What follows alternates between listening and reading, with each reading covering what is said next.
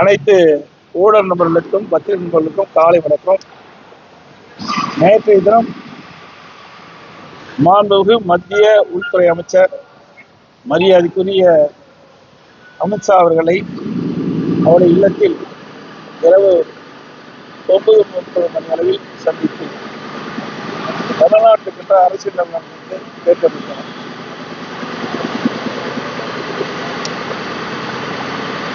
தமிழகத்தை பொறுத்த வரைக்கும் திராவிட முன்னேற்ற கழக அரசு அகற்றப்பட வேண்டும் என்ற அடிப்படையில் அனைத்து அண்ணா திராவிட முன்னேற்ற கழகம், தேசிய ஜனநாயக கட்சி மற்றும் பாட்டாளி மக்கள் கட்சி பல கட்சிகள் பேச சேர இருக்கின்றன. ஒரு வலுவான கூட்டணி அமைக்கப்படும். எங்களுடைய கூட்டணி வெற்றி கூட்டணியாக அமையும்.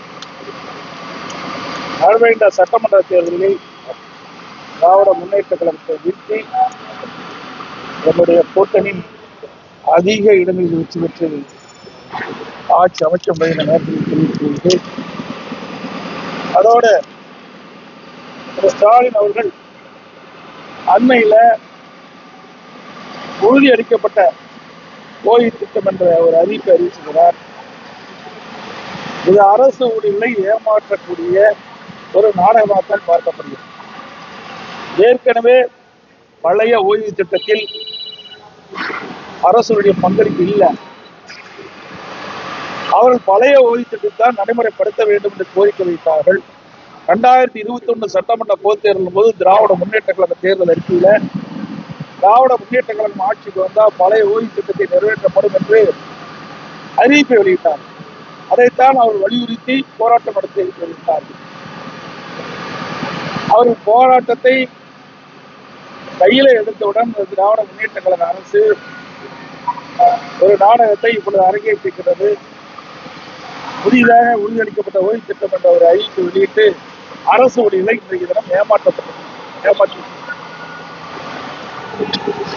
இன்றைக்கு ஒருங்கிணைந்த பென்ஷன் திட்டம், மத்திய அரசு அறிவிக்கப்பட்ட திட்டம் UPS, அது வடிவத்தில் தான் இப்பொழுது திராவிட முன்னேற்ற கழக அரசு அறிவிக்கப்பட்ட உறுதியளிக்கப்பட்ட ஓய்வு திட்டம்.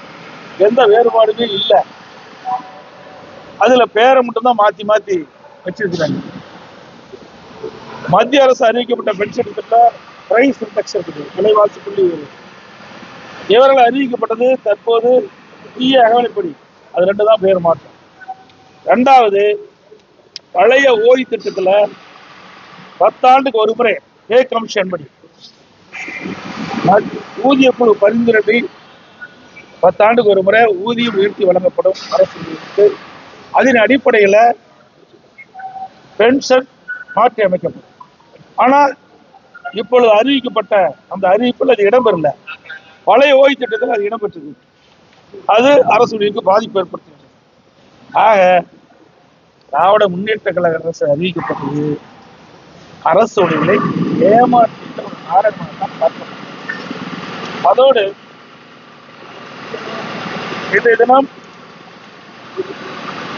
உங்கள் கனவை சொல்லுங்கள் என்று அறிவிப்பை வெளியிட்டு ஒரு நாடகத்தை அரங்கேற்றுகின்றார் மக்களை ஏமாற்றுவதற்காக. அரசு பணத்தில் 50,000 தன்னார்வலர்களை வீடு வீடாக அனுப்பி மக்களின் கனவை சொல்லுங்கள் என்ற ஒரு அறிவிப்பு வெளியிட்டார். இது பெண் அமைப்பின் மூலமாக ஆட்களை தேர்வு செய்து இதை நடைமுறைப்படுத்துவதாக பரவலான பேச்சு. இன்னும் 1 மாசம் தான் இருக்குது தேர்தல் அறிவிப்பு. இப்ப எப்படி போய் மக்களுடைய கனவை சொல்லுங்கள் என்று சொல்லி எப்படி நிறைவேற்ற முடியும்? மாநில முதலமைச்சராக பொறுப்பேற்றது இன்று வரை பெயர் வைப்பதிலே வல்லவர். ஒரு பெயரை வைப்பாங்க, ஒரு நாடகத்தை அரங்கேற்றுவாங்க, போட்டோ ஷூட் போடுவாங்க, பத்திரிகைகள் விளம்பரம் வரும். அப்படிப்பட்ட ஒரு ஆட்சி தான் நடந்துருக்குது. அதோட நேற்றைய தினம் வரும்போது நான் தொலைக்காட்சியில் பார்த்தேன், தமிழ்நாட்டின் வளர்ச்சி பயணத்தில் ஒருவரையும் பின்தங்க விட மாட்டேன்னு சொல்றாரு. ஏற்கனவே தமிழ்நாட்டில் இந்த ஆட்சி அமைந்த உடனே பெண்ணுக்கு தள்ளப்பட்டு விட்டது.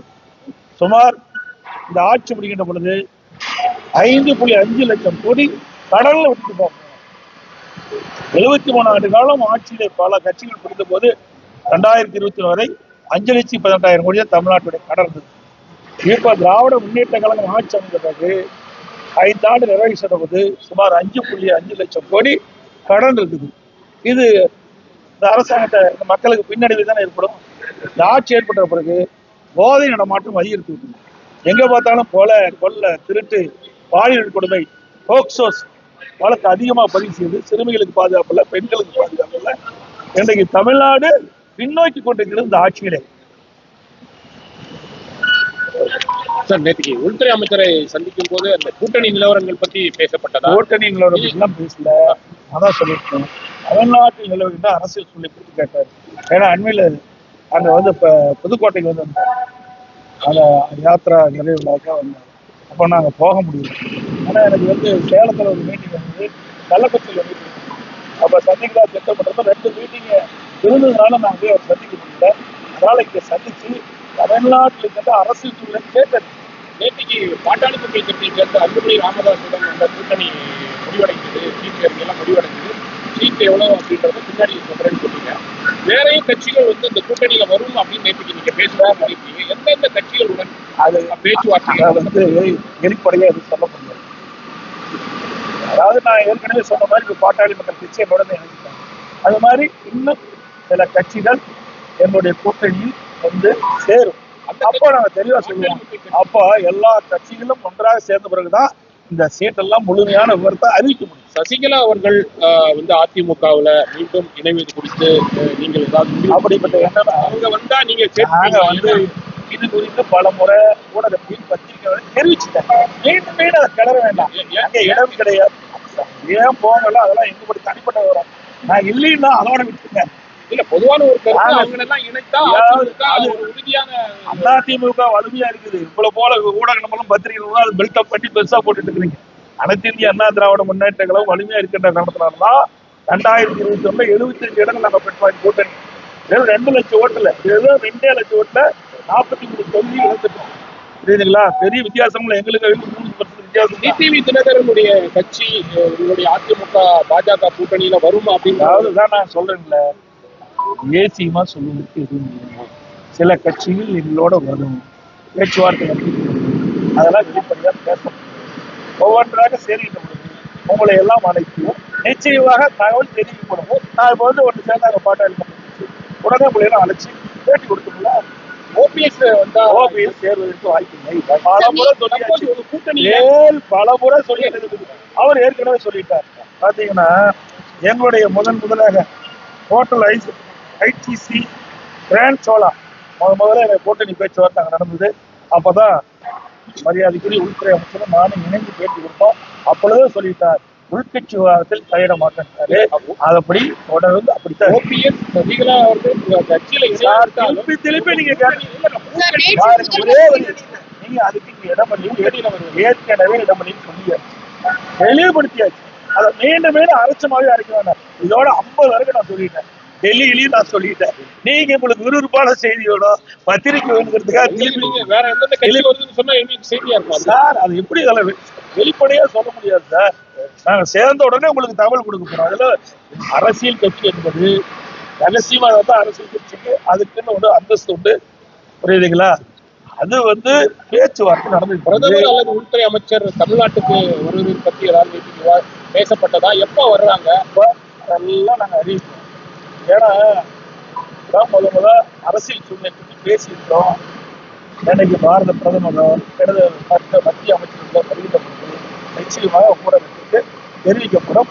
அது பாரதிய ஜனதா கட்சியுடைய தலைவர்கள் தெரிவிப்பாங்க, நாமளும் தெரிவிப்போம். நேற்று முதல்வர் பேசுறப்ப தமிழ்நாட்டை தமிழகத்தில் உள்ளவர்கள் தான் ஆட்சி செய்யணும், டெல்லியில் இருக்கக்கூடிய ப்ராக்ஸி அரசு ஆளக்கூடாதுன்ற ஒரு கருத்தை முன்வச்சிருக்கிறாரு. அப்படித்தான் நானும் சொல்லிட்டு இருக்கிறோம். அவர் தெரிஞ்சு பேசுறாரா தெரியாம பேசுறா தெரியல. எங்க கூட்டணிக்கு யார் தலைமை சொல்லுங்க? யாருக்கு தலைமை? யாருக்கு தலைமை? அதிமுக தான் தலைமை. எங்க கூட்டணி பேச்சுவார்த்தை நடக்கின்ற பொழுது அனைத்து இந்திய அண்ணா திராவிட முன்னேற்ற கழக தலைமையில் தான் அதிமுக தான் ஆட்சி அமைக்கன்னு சொல்லியாச்சுல்ல. அப்புறம் அவரோட தான் காங்கிரஸோட சேர்ந்திருக்காரு. காங்கிரஸ் அவரும் எந்தெந்த காலத்துல திமுக இருக்கின்ற பொழுது அப்ப என்ன இந்திய எதிர்ப்பு போராட்டம் நடந்தது, எமர்ஜென்சி வந்தது, விசா சட்டம் வந்தது, அதெல்லாம் அரசு பண்ணாங்க அப்படின்னு ஒவ்வொரு முறையும் சொல்லிட்டு இருக்காரு. அது மட்டும் இல்ல, தலைவருடைய பிறந்தநாள் வருகின்ற நூற்றாண்டு விழா வருகின்ற பொழுது ஒரு கண்காட்சி நடத்துகின்ற பொழுது திரு ஸ்டாலின் அவர்கள் விசா சட்டத்துல சிறை இருக்கிற மாதிரி கேட்டாங்க. அப்படிப்பட்ட கட்சியை தான் போய் கூட்டணி அமைச்சிருக்கிறாங்க. கூட்டணி என்பது அவ்வப்போது எல்லா கட்சியும் அமைச்சிட்டு இருக்குது. இந்த கட்சி அந்த கட்சின்னு இல்ல. ஏன் இதே 1999 நாடாளுமன்றத்துல திராவிட முன்னேற்ற பாஜக கூட்டணி வச்சுக்க இல்லையா? அப்பெல்லாம் நேரடி தான் ஆனாங்களா? அமைச்சரவையிலே வீட்டில் இருந்தாங்க. கிட்டத்தட்ட 8 ஆண்டு காலம் திராவிட முன்னேற்ற கழகம்